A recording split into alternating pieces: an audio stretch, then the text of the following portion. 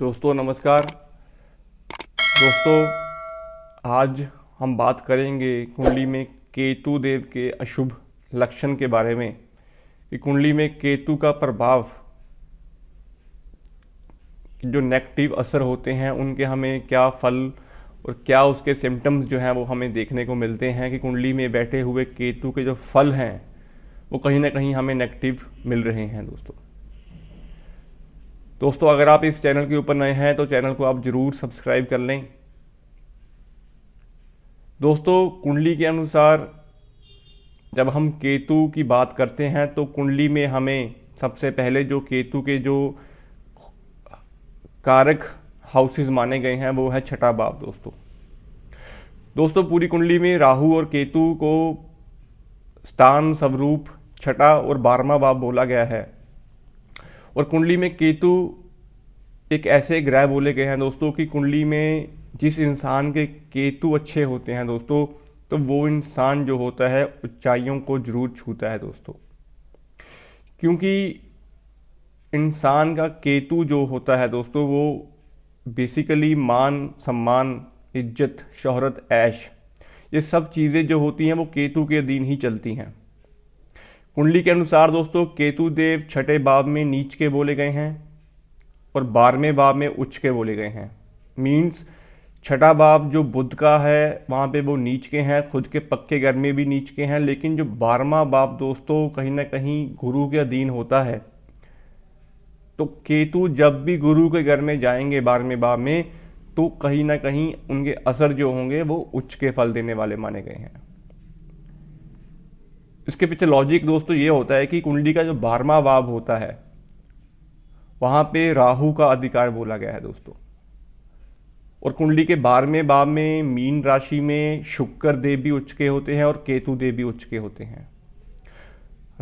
केतु जब कुंडली के 12वें भाव में बैठेंगे वहां पे वो उनका जो कंजक्शन होगी वो राहु के साथ भी होगी, तो राहु और केतु जब भी मिलते हैं कुंडली में तो शुक्र के फल अच्छे होते हैं दोस्तों, और शुक्र 12वें भाव में ऑलरेडी जो है वो उच्च के बोले गए हैं। तो केतु का जो बेसिक रिजल्ट होता है दोस्तों वो कुंडली के खाना नंबर 12 में अच्छा होता है और कुंडली के खाना नंबर 9 में अच्छा होता है दोस्तों। केतु को दोस्तों मोक्ष का ग्रह भी बोला गया है। जितनी भी दुनिया में हम ऐश करते हैं, कोई भी जातक जो होता है अपनी ज़िंदगी में सभी सुख जो प्राप्त करता है ऐश के रूप में, यात्राओं के रूप में, हवाई यात्राएं जितनी भी होती हैं जो केतु के अधीन होती हैं, फॉरेन में जो सेटलमेंट होती है वो भी केतु के अधीन होती है। तो ये सब चीज़ें केतु के अधीन ही हम देख के चलते हैं।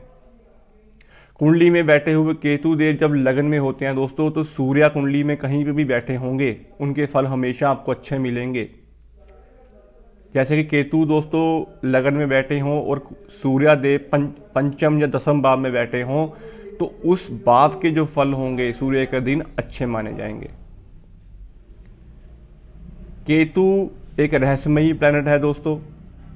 जितनी भी गुप्त बीमारियां होती हैं दोस्तों वो सब केतु के अधीन ही होती हैं। और कुंडली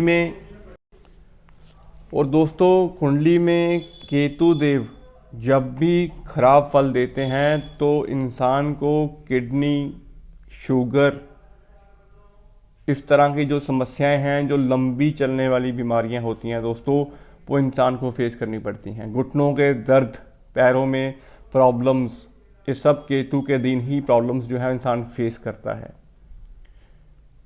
दोस्तों। केतु के अगर हम अच्छे फल देखें तो केतु इंसान को फॉरेन की सेटलमेंट जो है वो दिलाता है, अच्छा मान सम्मान शोहरत दिलाता है, एक ब्रांड के रूप में इंसान का नाम चलता है जब कुंडली में केतु देव कुंडली में अच्छे बैठे हों। लेकिन अगर वही केतु कुंडली में खराब हों और केतु की महादशा भी आपको लगी हो तो इंसान जो होता है दोस्तों वो कहीं ना कहीं अपनी ज़िंदगी में बीमारियों से गिर जाता है, कर्जा उसके ऊपर बढ़ जाता है और नाम मान सम्मान सब चीज़ों में जो कमी है वो देखने को मिलती है और खुद के रिश्तेदार ही उसके दुश्मन बन जाते हैं। ये केतु की नेगेटिविटी है दोस्तों। कुंडली में दोस्तों केतु के अनुसार अगर हम फल देखते हैं तो कुंडली में भाग्य भाव में बैठे हुए केतु जब आपके पुत्र संतान जो नर संतान पैदा होती है तो उसके बाद आपको तरक्की मिलनी शुरू हो जाती है दोस्तों।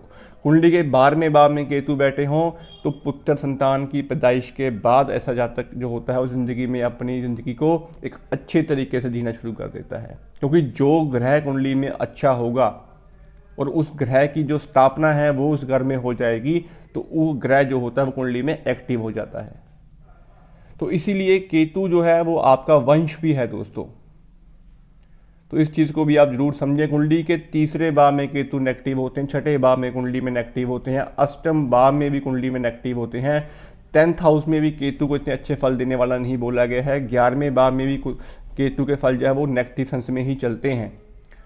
तो कुंडली के 4th हाउस में तो केतु चंद्रमा के घर में आकर केतु चंद्रमा का ग्रहण लगता है, तो इंसान जो है थोड़ा सा डरा डरा सा रहता है, इंसान अपनी ज़िंदगी की जो बातें होती हैं वो अपने मन में बैठा के रख लेता है दोस्तों। तो इस चीज़ को भी आप जरूर समझें। कुंडली में दोस्तों जब कभी भी सूर्य कुंडली में खराब होंगे तो उसके फल जो होंगे वो केतु के अनुसार मिलेंगे, मीन्स कि सूर्य की नेगेटिविटी केतु के ऊपर आएगी। मंगल खराब होंगे तो केतु के ऊपर असर आएगा, गुरु खराब होंगे तो केतु के ऊपर असर आएगा। तो इन ग्रहों को भी आप समझें। कुंडली में दोस्तों शुक्र देव जो होते हैं उनके 2 वंश बोले गए हैं, एक होता है राहु और एक होता है केतु। जब दोनों ग्रह आपस में मिलते हैं तो शुक्र का निर्माण होता है। राहु के बुरे विचार शुक्र की नेगेटिविटी है, केतु की अच्छी चाल शुक्र की पॉजिटिविटी है। तो इस चीज़ को आप जरूर समझें दोस्तों। बात हम इस टॉपिक के ऊपर आएंगे कि केतु क्या है। केतु दोस्तों आपकी कुंडली के अनुसार आपकी पुत्र संतान है, आपका वंश वृद्धि है, आपका मान सम्मान है। केतु आपका एक नाम ब्रांड है। आप कोई भी बिजनेस कोई भी व्यापार करते हैं दोस्तों तो उस व्यापार में आपकी हाइट्स जो है, स्काई द लिमिट, जो एक हाइट्स इंसान अचीव करता है अपनी ज़िंदगी में, एक नाम बनाता है, एक ब्रांड के रूप में उसका नाम चलता है, तो वो केतु है दोस्तों। जितनी भी दोस्तों धार्मिक स्थान की यात्राएं हैं एक अच्छे केतु का स्वरूप ही है। धार्मिक स्थान के बाहर बैठे हुए डॉग्स जो होते हैं वो भी कहीं ना कहीं केतु का ही स्वरूप हैं। जितने भी स्ट्रीट डॉग्स होते हैं दोस्तों वो भी केतु है। आपके घर में पाला हुआ कुत्ता भी जो है वो भी केतु है दोस्तों। आपके वंश की वृद्धि जो है वो केतु है। और जितनी भी गुप्त बीमारियां हैं वो सब केतु के दिन ही होती हैं।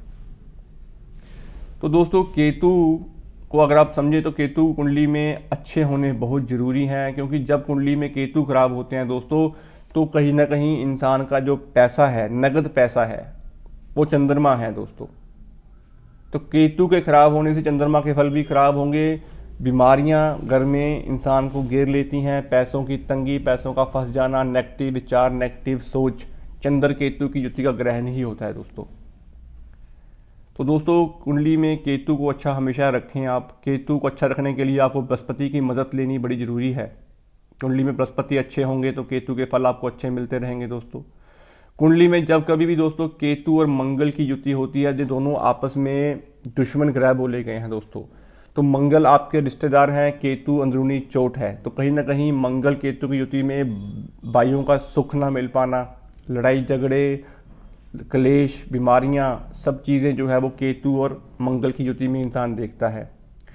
केतु और सूर्य की युति कुंडली में होगी तो आपके मान सम्मान में कमी रहेगी। सूर्य आपका एक नाम है, इज्जत है, तो केतु भी एक झंडा है दोस्तों आपका।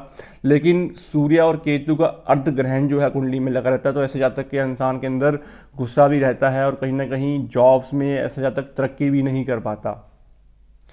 केतु और कुंडली में चंद्रमा का ग्रहण होगा तो माता को कष्ट रहेगा, घर में तंगी रहेगी पैसे की, पैसों का फंस जाना, मन परेशान रहना, डिप्रेशन के हालात जो होते हैं वो देखने को मिलते हैं।